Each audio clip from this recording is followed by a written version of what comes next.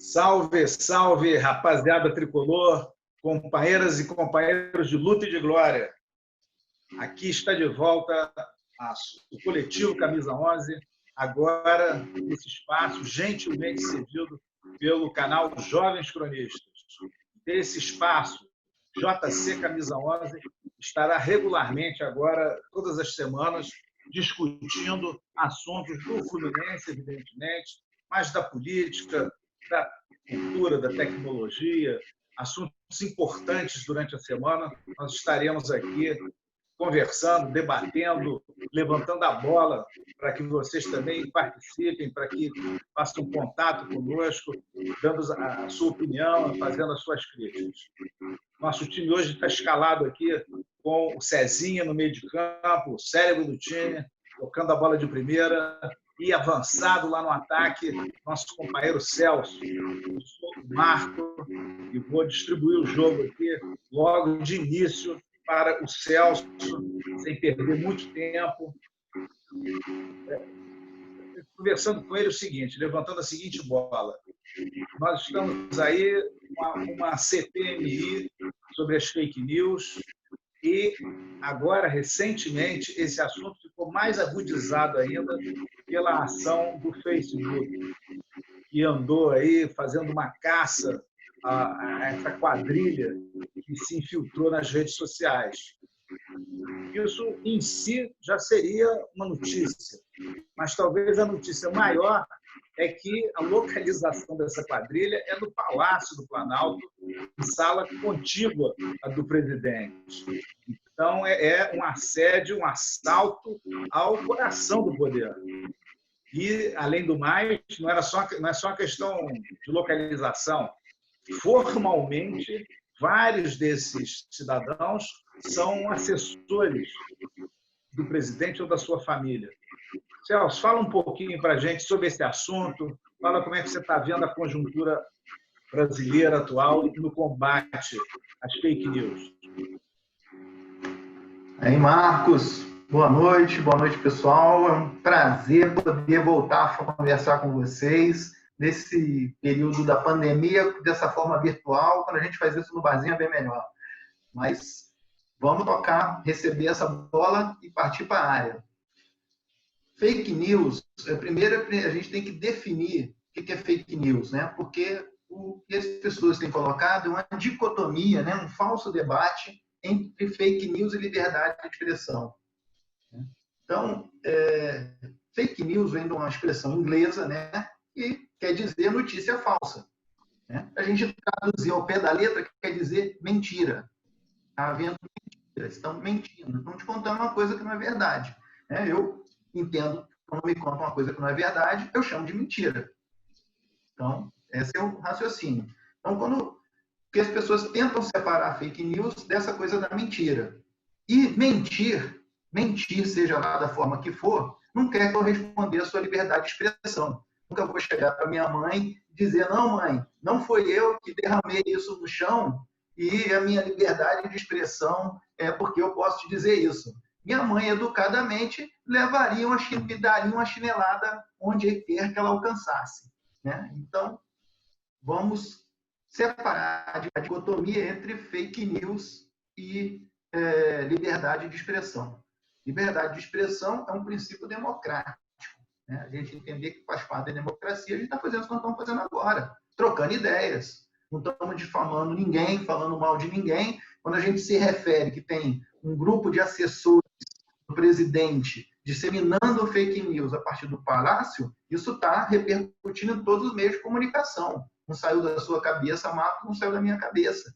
Isso está uma coisa que foi comprovada. Existe um processo no Facebook, existe uma CPMI no Congresso Nacional. Então, não é uma ideia. Né? São fatos. A gente está falando de fatos. Eu não estou difamando ninguém. Estou falando de coisas que estão acontecendo e de fatos ainda públicos, que estão acontecendo de forma pública. Então, quando a gente está falando de fake news, é justamente o contrário. É o contrário disso. Estou inventando situações a partir da minha cabeça, por obra e graça das vozes que falam na cabeça das pessoas que fazem esse tipo de coisa, E essas vozes devem dizer para eles que inventem coisas como, por exemplo, madeira de piroca. Né? Vamos ver, estão inventando isso. É uma invenção, saiu da cabeça do cara, o cara foi lá e isso, pessoas começam a disseminar e espalhar isso pela sociedade. E aí a gente pode perceber, é importante a gente falar que isso é muito grave. E é grave porque a gente tem que entender as repercussões. No Brasil, a gente tem exemplos muito claros. Quando a gente fala de fake news, no Brasil, a primeira referência que vem à cabeça não é Jair Bolsonaro. A primeira referência que vem à cabeça é de um caso que eu vou falar aqui, várias pessoas vão lembrar, uma senhora aqui do interior do estado de São Paulo, em que falaram que ela correu pelo WhatsApp, né, e a partir do perfil do Facebook, que ela era bruxa e fazia rituais de magia negra matando crianças. E essa senhora foi linchada na rua, né?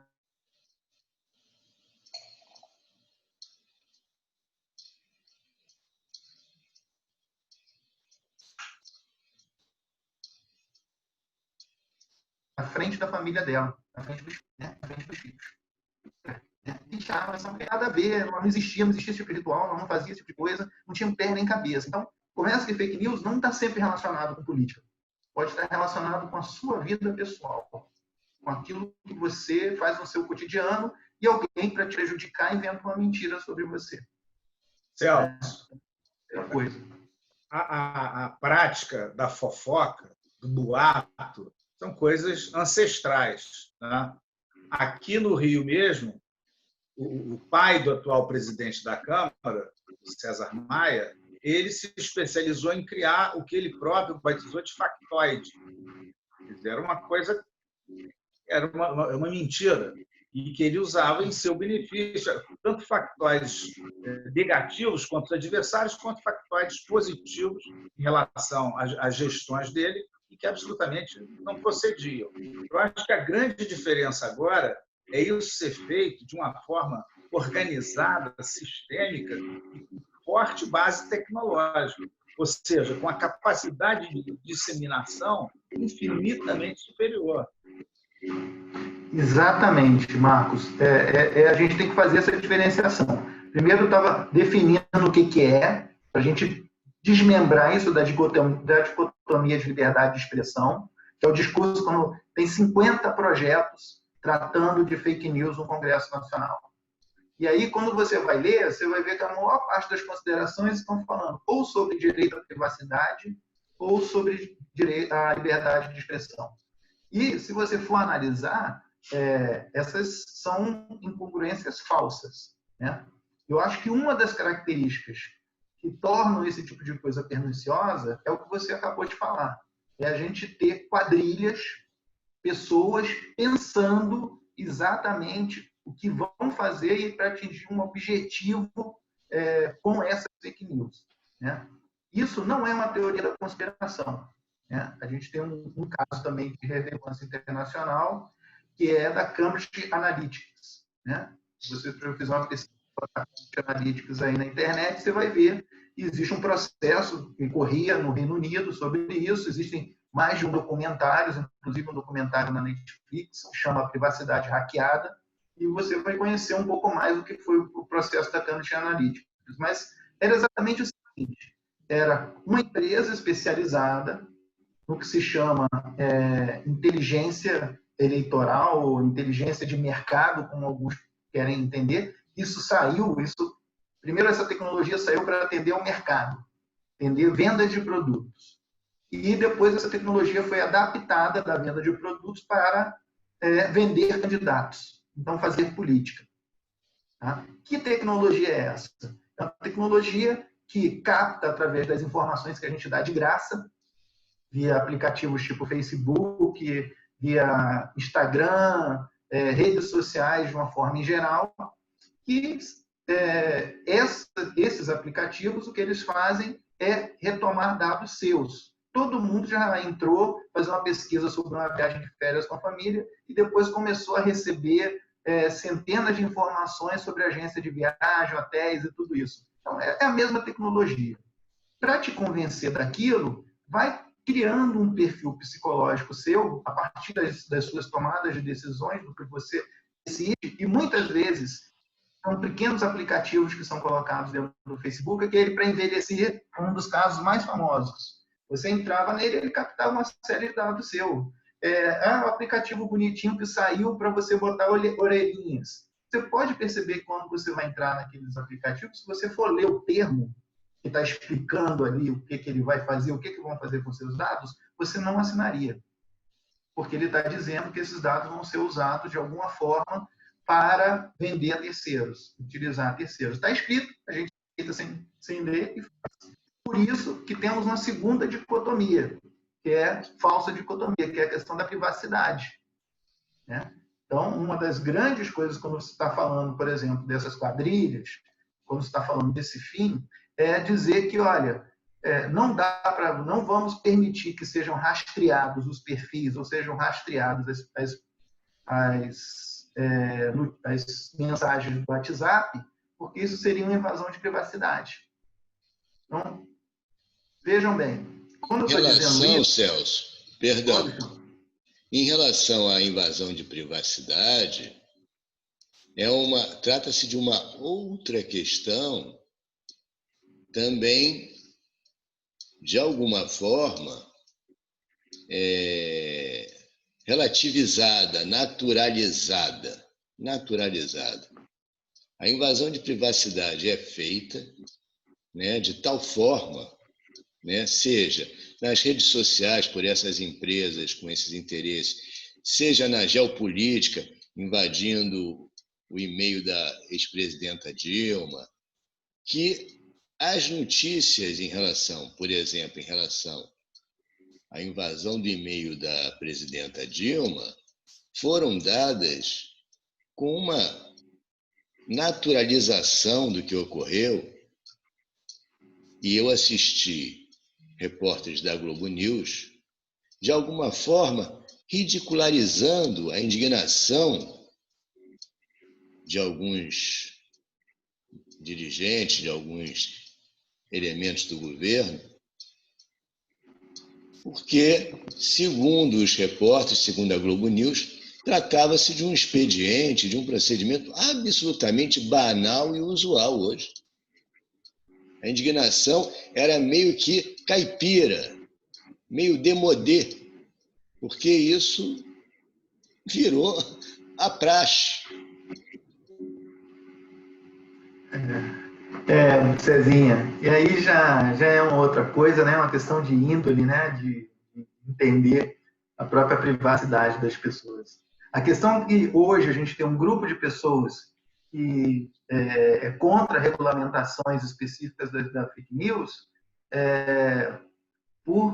utilizando esse termo da invasão, esse tópico da invasão de privacidade, né? E a forma como ninguém vai ser contra, ninguém sem consciência vai poder dizer que é contra espalhar mentira por aí, né? Utilizam-se de forma de inviabilizar que a lei funcione.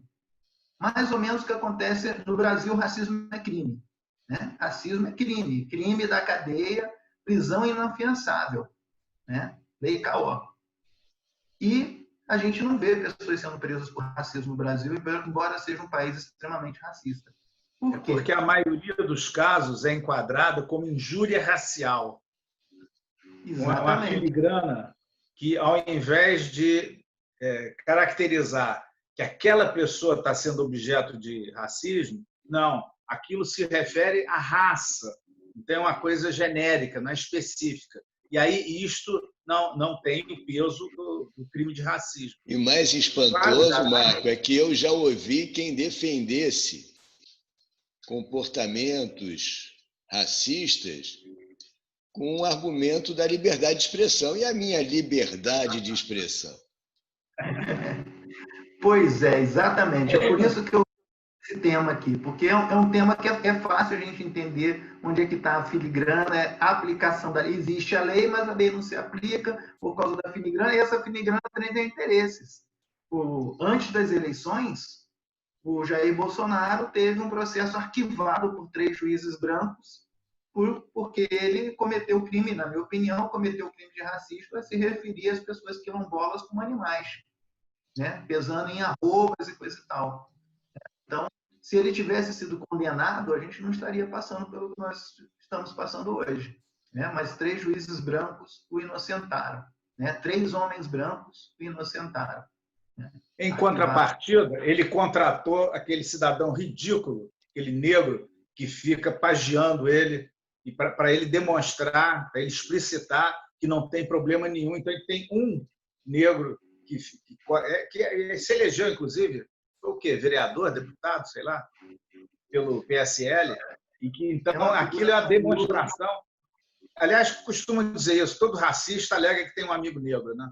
Então, esse cidadão atrás dele é a demonstração de que ele não é racista. Chamei de cidadão, mas não sei, pode ser um engenheiro civil. Não, eu costumo chamar de capitão do mato. A profissão era outra, capitão do mato. Né? Sempre existe capitão do mato. Né? Olha, então, é aí que se junta, aí porque se discutir fake news e vira um imbróglio, porque a gente está falando hora de liberdade de expressão, hora de privacidade, e que são assuntos que o limiar disso fica muito confuso quando a gente vai transferir isso para a legislação. Há alguns, inclusive, que advogam que difamação e calúnia já é crime.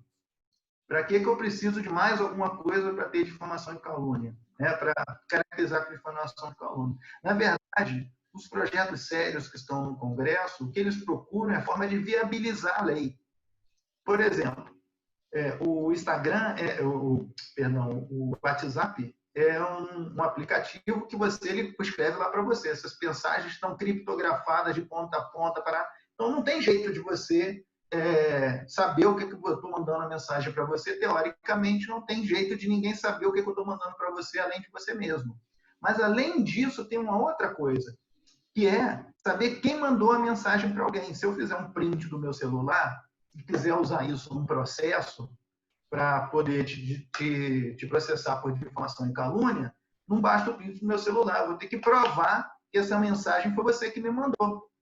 Porque eu conheço um processo aqui, né, que o cara foi mandado com uma mensagem falsa, né, uma mensagem anônima, supostamente anônima, no computador da sala dele do trabalho, no qual só ele tem a senha, ou só ele deveria ter a senha. Né? E a justiça entende que ele foi lá e disse, mas não fui eu dou minha senha para fulano, todo mundo tem minha senha, ela fica escrita em cima da mesa, e foi outra pessoa que fez. E aí, como é que eu provo isso? Então, as filigranas, e mais do que existir a lei, infelizmente, no nosso país tem que existir a vontade de se aplicar a lei, e tem que existir meios de forma que a investigação que leve à comprovação desse fato possa acontecer de verdade. Então, os projetos sérios estão preocupados com isso, em fazer com que a lei possa ser cumprida, que existam os meios legais de eu poder cumprir. E um desses meios é a rastreabilidade das contas, das mensagens no WhatsApp e você ser obrigado a utilizar documentos para criar sua conta no Facebook ou na rede social, você usar documentos oficiais que devem ser checados. Então, isso é uma coisa que já acontece, por exemplo, se você entrar, abrir uma conta no Airbnb, o Airbnb, que é um outro aplicativo aí, você pode entrar com seus documentos e ele faz a checagem de documentos. Eu conheço aplicativos também aqui para você fazer compartilhamento de carros, você tem que colocar a sua carteira de motorista. E a sua carteira de motorista é checada, para você poder ter o direito de compartilhar o carro com outra pessoa. Né? Então, são tecnologias que estão aí, que estão colocadas e que trariam um pouco de segurança, maior segurança à rede. O argumento em contra disso é a questão da liberdade de expressão e a questão da privacidade. A liberdade de expressão, ela parte que eu posso estar usando a rede social, por exemplo, para fazer o que a gente está fazendo aqui, conversar sobre coisas, mas eu quero fazer isso dizendo que nós estamos conversando de assuntos normais, vamos dizer aqui, né? Como eu já disse, a gente está tratando de temas que estão no noticiário, que podem ser comprovados. Então, liberdade de expressão. Agora, outros pessoas poderiam estar usando essa rede aqui para promover o racismo, ou promover a violência, né? Ou para promover a discriminação sexual, homofobia, ou pedofilia, e aí a liberdade de expressão? Então, Celso, tendo em vista toda essa complexidade que você falou, tendo em vista a conjuntura que a gente vive atualmente no país, a correlação de forças, você consegue estimar em que vai dar esse negócio todo? Em termos da CPMI, de legislação? Vai dar uma coisa no meio termo. Vai dar uma coisa do meio termo. O Brasil é muito pioneiro em legislações de várias coisas. Código de Defesa do Consumidor, Estatuto do Idoso, Código do Consumidor. O Brasil tem leis maravilhosas, que são exemplo para o mundo inteiro. No caso da rastreabilidade de mensagens de aplicativo, seria do Telegram e do WhatsApp, eu li recente um artigo de um assessor da ONU, em que ele coloca que, se isso for aprovado, vai ser a primeira vez, vai ser o primeiro país democrático a fazer isso. E é muito interessante o fato dele dizer essa palavra democrático. Eu vou me ater nesse termo democrático aqui. Por que eu vou conceder ao Estado o direito de acessar minha privacidade e compartilhar dados meus com o Estado? O único motivo que eu teria, eu cidadão, não engenheiro civil, né, teria para isso é confiar no Estado, saber que o Estado vai usar isso para o bem de todos. E a pergunta, Marcos, é o seguinte: o Estado brasileiro é confiável? Então, essa é a reflexão que a gente tem que fazer enquanto sociedade. Né? Então, olha só, deixa eu levantar aqui uma variante recente dessa questão das fake news, que tem a ver com essa tragédia, esse circo a céu aberto, que é o campeonato carioca, o campeonato de futebol do estado do Rio de Janeiro. Na verdade, não é carioca, né? Depois de todo esse imbróglio sobre joga, não joga, de forçar a edição de uma medida provisória e, no primeiro momento que seu interesse é contrariado, bater de frente com a medida provisória, depois disso tudo, ontem, momentos antes da partida, a diretoria do Clube de Regatas do Flamengo, CRF, disse que estava querendo ajudar a solução do imbróglio, do conflito entre a Rede Globo e o Fluminense. E aí a Rede Globo falou assim: olha, eu não tenho conflito nenhum. Eles pediram para transmitir o jogo, eu autorizei. A diretoria do Fluminense falou: item. Nós fizemos uma solicitação, fomos gentilmente atendidos, não há confusão nenhuma entre nós. Quer dizer, eu acho que isso aí é um pouco da chegada, vamos chamar assim, dessa tecnologia, da intriga, por meio dos meios eletrônicos, das mídias sociais, a chegada da intriga aí na arena do futebol. Né? Sem dúvida. Eu vou te dizer, eu vou botar mais pimenta nessa discussão aí, ó. Vou dar um drible de letra aí, que é o seguinte, cara. Essa prática, como você disse, a fofoca é uma coisa muito antiga. Então, quer dizer, a prática da fofoca, a utilização da mentira como instrumento de poder é algo muito antigo. Mas quem pratica esse tipo de... O que nos diz quem pratica esse tipo de coisa? Né? São governos fascistas. Os governos fascistas utilizaram de muita mentira, tanto o fascismo original na Itália, quanto o hitleriano, quanto aqui no Brasil, o fascismo se alimenta da mentira e governos autoritários se alimentam da mentira. Né?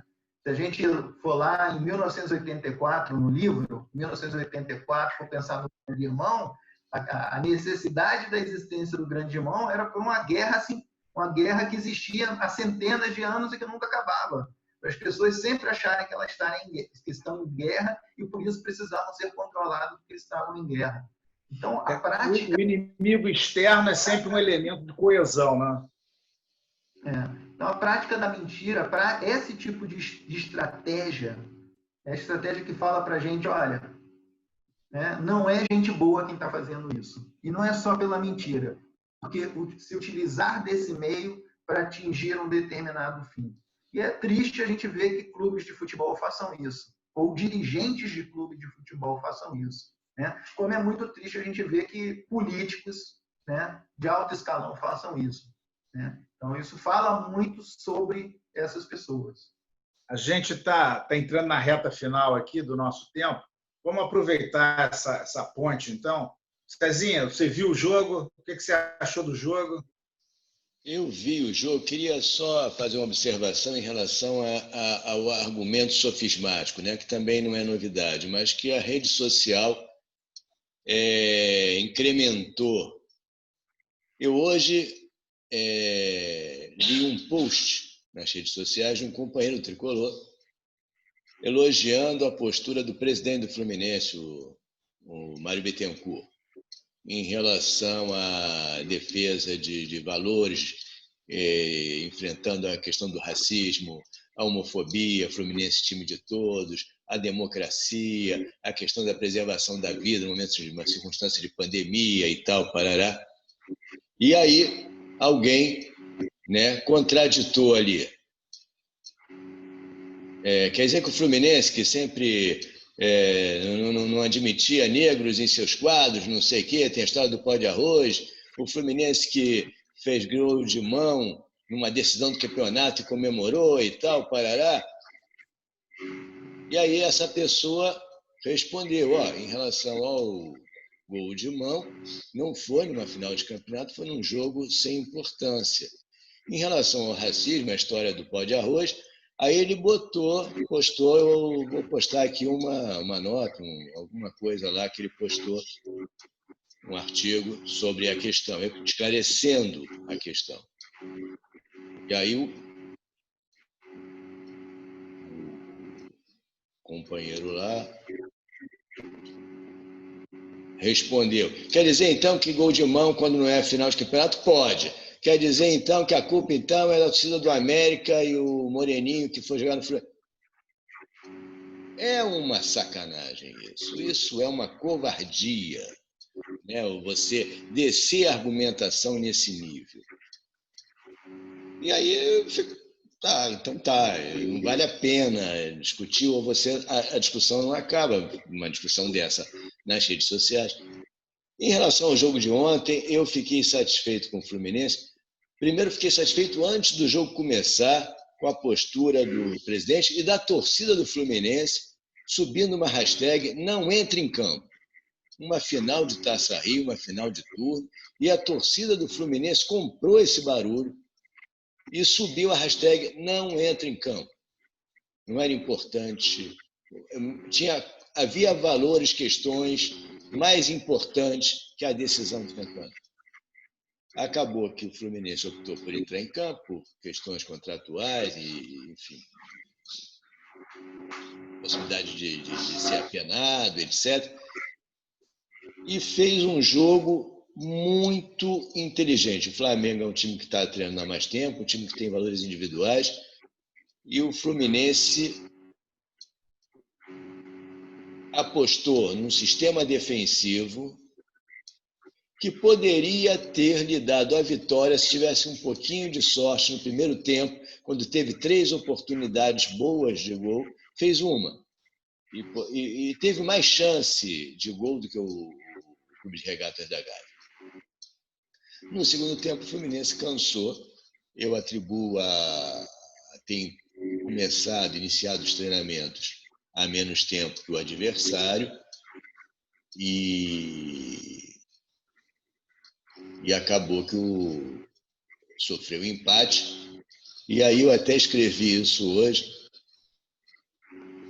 A gente teve uma comprovação de que Deus existe e é justo, porque quem perdeu o pênalti, o último pênalti do Clube de Regatas da Gávea, foi o Rafinha, um arrogante, um prepotente, que distribuiu pancada o jogo no primeiro tempo, o banco do Fluminense, o time do Fluminense, e acabou perdendo o pênalti. E aí, Celso, seu comentário? Olha, eu não gosto de chutão. Não gosto de chutão. Realmente, quando eu vejo o Fluminense dar chutão, me dá uma recordação a Abel Braga, assim, que não me traz os meus melhores momentos. Mas eu vou concordar com o Cezinha que o time mostrou um esquema muito consistente. Conseguiu anular o Flamengo, que sem dúvida nenhuma está muito melhor preparado, né? Tem uma equipe mais talentosa, né? Mas futebol se resolve em campo. Futebol se resolve em campo. Eu acho que os jogadores experientes, o Ferraz na defesa e o Nenê comandando o ataque, deram para o time a serenidade para poder enfrentar todo aquele... que não deve ser fácil jogar no Maracanã vazio. Tem um emocional ali de também jogar nesse Maracanã vazio, todo momento que a gente está passando. Eu acho que jogador de futebol é ser humano, não estão alheios, né? Teve uma entrevista que foi dada antes, eu vi, que falou, olha, eu nunca imaginei que a gente ia jogar aqui do lado do hospital e tem gente morrendo. Quer dizer, o cara estava com isso na cabeça para entrar em campo. Claro, é um peso. Na cabeça para entrar em campo, né? Então, eu acho que mais do que tudo, o time soube mostrar uma serenidade, um grau de profissionalismo. Eu quero exaltar aqui os nossos guerreiros, né? Eu acho que vestiram uma armadura realmente para se mentalizar, parabenizar a equipe técnica por ter preparado os jogadores emocionalmente para estarem fazendo aquela disputa, né? Coisa que eu acredito que o Flamengo não estava. Eu acho que a posição da diretoria do Flamengo e a arrogância, a prepotência do técnico do Flamengo não ajudam a equipe nesses momentos. Não ajudam. Eu acho que o Flamengo não é uma equipe que esteja preparada para perder. Acho que deve sentir muito. E o que me faz ter muita fé para essa final, que vamos ser campeão carioca na pandemia. Não que isso seja um motivo do nosso máximo orgulho, né? Mas é sempre bom ganhar do Flamengo. E junto a gente está ganhando do Bolsonaro e do Crivella, junto. Exatamente. Concordo com a análise de vocês e queria enfatizar isso. Eu acho que o elemento preponderante ontem foi a atitude, porque o adversário tinha preparo físico melhor, tinha conjunto melhor, porque é o time vitorioso do ano passado, dirigido pelo técnico vitorioso do ano passado, diferentemente de nós. Então, a minha única explicação é a atitude. Só que esta atitude necessariamente cobrou um preço, que é o desgaste físico. Então, a gente ter 3 decisões no período de uma semana, talvez a gente não tenha a base orgânica para sustentar a atitude. Basta ver o nível das substituições do adversário e o nível das nossas substituições. A gente tem mais ou menos, mesmo para fazer aquilo, a gente tem a conta do chá. Mas eu acho que valeu muito, e valeu muito, inclusive, pelo aspecto, eu escrevi isso, eu cheguei a temer que ontem, do ponto de vista moral, corria o risco de acabar a gestão do Mário Bittencourt. Porque quem liderou a cruzada que ele liderou, botar o time em campo a qualquer custo, com o adversário confrontando uma medida provisória que ele próprio, podemos dizer, foi autor, e haver as 2 transmissões, quer dizer, isso era ceder em toda a linha, ceder em todos os aspectos.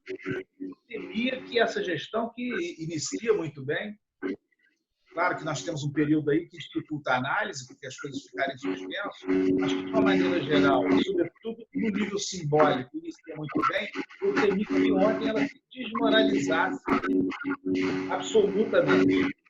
Felizmente, não foi o que aconteceu, e o instrumento disso foi a sentença do STJD, e quem não conhece, vale a pena ler. Eu nunca vi uma sentença dessa. O STJD esculhamba o TJD, acusa de medíocre, de parcial.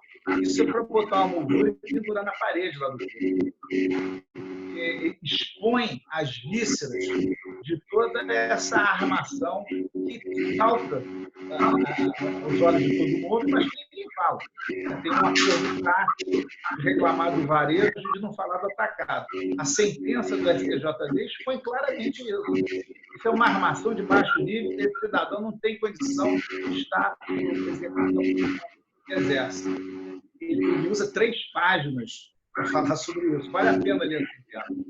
Então, para mim, além da vitória, que eu acho que terá muita dificuldade de confirmar nos próximos 2 jogos, pela situação em que se encontra, no curto espaço de tempo que esses jogos se darão, mas, ok, foi uma vitória, foi uma taça, mas, além disso, eu saúdo o fato do clube ter mantido a sua coerência, ter mantido a sua defesa de valores, que ganhar jogo, ganhar Fla-Flu, ganhar taça, tudo isso é da maior relevância. Por isso nós somos torcedores, mas há outras coisas também muito relevantes, como a vida das pessoas, a homenagem que foi feita às famílias. Pela primeira vez, eu acompanho futebol há um tempinho. Pela primeira vez eu vi os médicos do clube levantarem a taça. Isso. Quer dizer, tudo isso tem um peso simbólico. Nesse tempo da conjuntura adversa que a gente vive, tem um peso simbólico muito grande. Eu saúdo o clube por ter mantido a sua coerência, ter mantido a sua linha e, além do mais, não é um detalhe, ter sido contemplado com essa taça. Podemos ficar por aqui, meus amigos? Sim, ficamos por aqui. Ok. Muito obrigado a todos que nos acompanharam, que nos ouviram até agora. Eu pediria que nos acompanhem também no nosso Twitter, @Rádio Camisa 11. Queria, mais uma vez, dirigir sinceros agradecimentos à gentileza do canal Jovens Cronistas, que nos cedeu esse espaço. E na próxima semana estaremos de volta aqui com mais um papo coletivo Camisa 11. Saudações tricolores.